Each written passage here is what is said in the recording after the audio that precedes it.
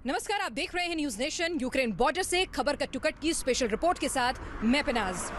आज हम आपको बताने जा रहे हैं तीसरे विश्व युद्ध के उस ब्लास्ट पॉइंट के बारे में जो तीसरे विश्व युद्ध का कारण बनने वाला है। जी हां, राष्ट्रपति पुतिन और यूक्रेन के राष्ट्रपति ज़ेलेंस्की बार बार ये कह चुके हैं कि अब तीसरा विश्व युद्ध दूर नहीं है, लेकिन किस तरह से अब रूस के राजनयिक जो हैं वो थर्ड वर्ल्ड वॉर की धमकी दे रहे हैं। और आखिर क्या है रूस का वो गर्दन तोड़ प्लान जिस पर पुतिन ने अब एक्ट करना शुरू कर दिया है। आपको दिखाते हैं थर्ड वर्ल्ड वॉर का ब्लास्ट पॉइंट।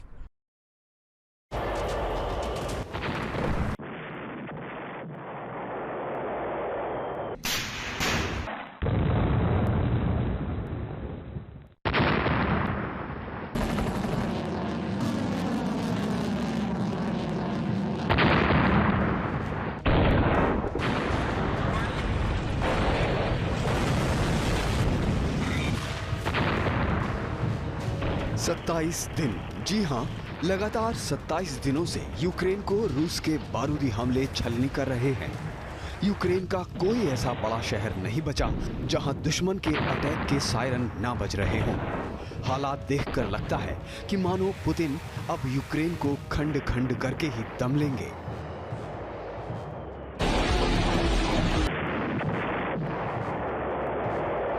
इन बैलिस्टिक ब्लास्ट से ही सवाल उठा, क्या यूक्रेन ही वो चिंगारी है जिससे तीसरे विश्व युद्ध की चिंगारी सुलगेगी? युद्ध अब जिस मोड़ पर पहुंच चुका है वहां इस सवाल का जवाब हाँ ही नजर आता है, क्योंकि दुनिया के नक्शे पर एक हिस्सा एक बार फिर उभर कर सामने आ गया है, जिसे कहा जा रहा है थर्ड वर्ल्ड वॉर का ट्रिगर पॉइंट। दुनिया के नक्शे में इस छोटे से इलाके के जरिए पुतिन एक तीर से चार शिकार करने की फिराक में है।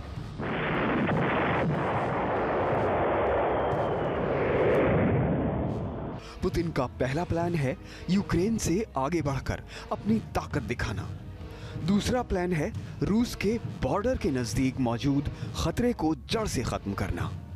तीसरा प्लान है बाल्टिक सागर तक अपनी डायरेक्ट पहुंच बनाना। और चौथा यानी सबसे बड़ा प्लान है अमेरिका और नाटो की गर्दन दबोचना।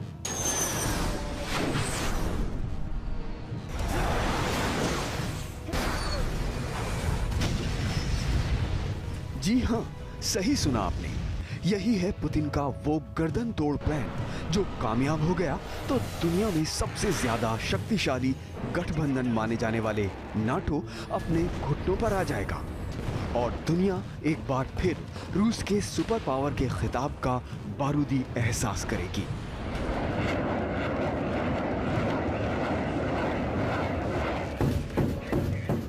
रूस और पुतिन ने जो कर दिखाया है उसे दुनिया एक तरह से स्ट्रैटेजिक सरप्राइज मान रही है, क्योंकि सबको लगा था कि यूक्रेन को लेकर पुतिन जो कुछ कह रहे हैं कर रहे हैं वो एक मसल फ्लेक्सिंग है, यानी कि एक डराने की कोशिश है। लेकिन पुतिन ने जो कहा वो कर दिखाया और इसीलिए बाल्टिक देश जो हैं, एस्टोनिया, लातविया, लुथानिया जो हैं, जो चिकन नेक कहे जाते हैं यूरोपीय देशों के संदर्भ में, तो अगर उनको लेकर अब जो आशंकाएं जताई जा रही हैं कि रूस के ब्लूप्रिंट में इन देशों पर हमला करना भी शामिल है, इसको अब कहीं से भी नाटो देश हल्के में नहीं ले रहे हैं और उसके काउंटर अटैक की तैयारियां कर रहे हैं, क्योंकि नाटो देश बखूबी जानते हैं कि पुतिन जो कह रहे हैं वो कर भी सकते हैं। और इसीलिए वो जानते हैं कि अगर इस चिकन नेक यानी इस गर्दन को यूरोपीय देशों की पुतिन ने दबोच लिया तो पूर्वी यूरोप यानी नाटो देश और रूस के बीच का जो बफर जोन है वो तहस नहस हो जाएगा और यही चिकन नेक गेटवे बनेगा तीसरे विश्व युद्ध का।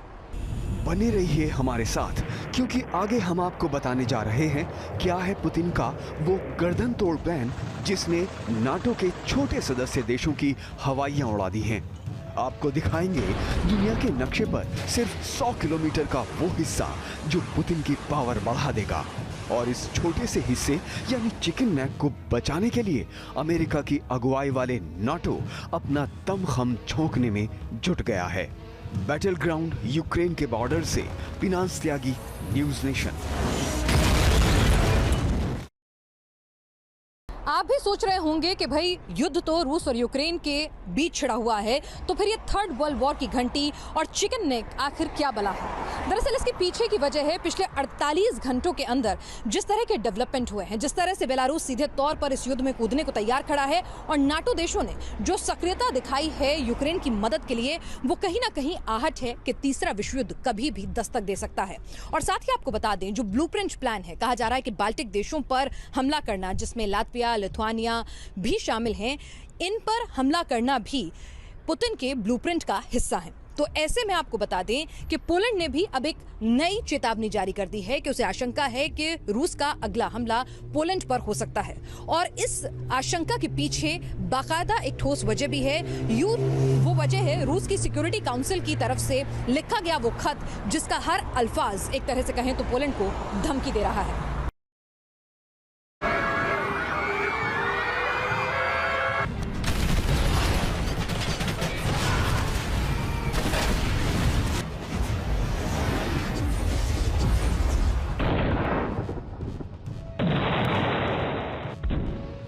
यूक्रेन के जर्रे जर्रे को रूसी हमलों ने दहला दिया है। खार्किव से लेकर मारियोपोल और मैकलीव से लेकर खेरसोन तक हर जगह सिर्फ रूस के बारूदी अटैक और उनके बाद की बर्बादी ही नजर आती है।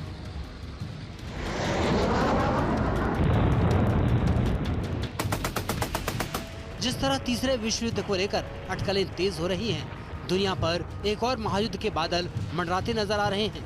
वो इशारा करते हैं कि यूक्रेन पर हमला शायद सिर्फ एक ट्रेलर था। रूस की शक्ति और सुरक्षा के लिए पुतिन ने इसके आगे का ब्लूप्रिंट तैयार कर रखा है, जिसकी टेस्टिंग यूक्रेन में शुरू हुई है।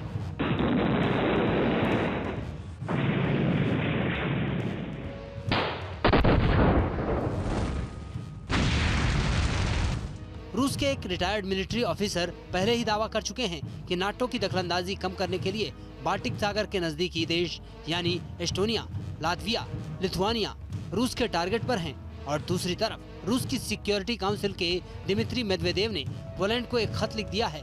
और इस खत में मेदवेदेव ने साफ साफ कहा है कि अगर रूस तक पहुंचने के लिए नाटो के प्लान का मोहरा पोलैंड बना, तो ये पोलैंड के लिए सुसाइडल स्टेप यानी खुदकुशी साबित होगा।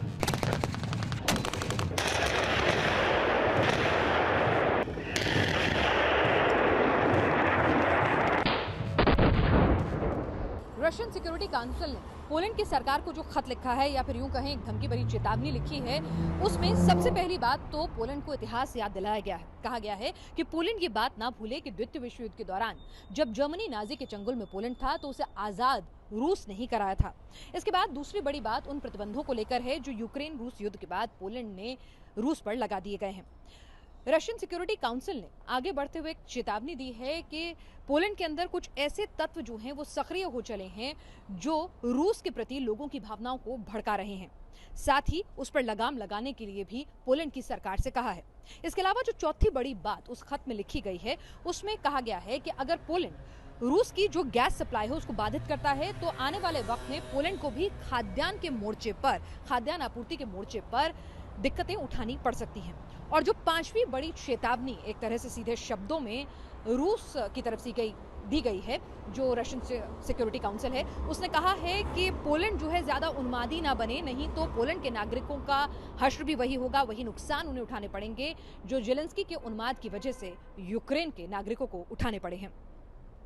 इस खत के बाद पोलैंड की सरकार ने भी साफ साफ कह दिया है कि उसे रूस से हमले का खतरा है और इसी वजह से पोलैंड अपनी सैन्य तैयारियों को तेज करेगा। पोलैंड पहले ही अमेरिका से एयर डिफेंस सिस्टम और जर्मनी से फाइटर जेट खरीदने की डील कर चुका है और अब पोलैंड ने अपने देश में नाटो देशों की सेनाओं की मौजूदगी बढ़ाने पर भी सहमति दे दी है।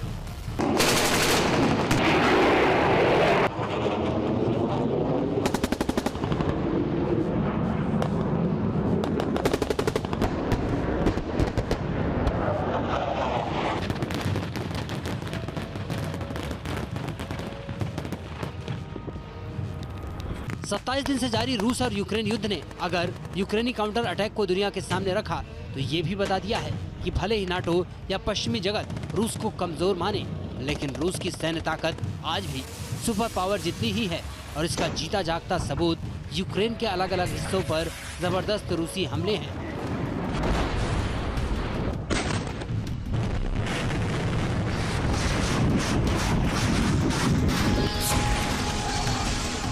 यूक्रेन तो 27 दिन तक जंग के मैदान पर टिक भी गया, लेकिन बाल्टिक सागर से सटे एस्टोनिया, लातविया और लिथुआनिया की उतनी औकात भी नहीं।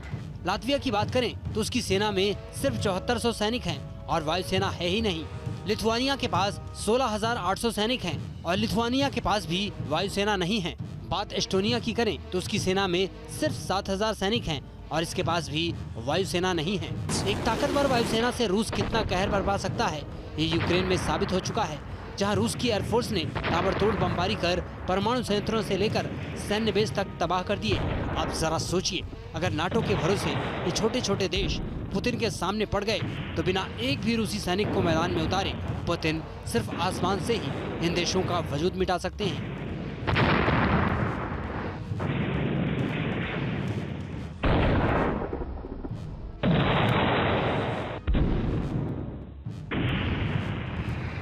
इतना ही नहीं, इन तीनों देशों की लाइफलाइन यानी सुवाकी गैप भी तकरीबन रूस के शिकंजे में फंसा हुआ है।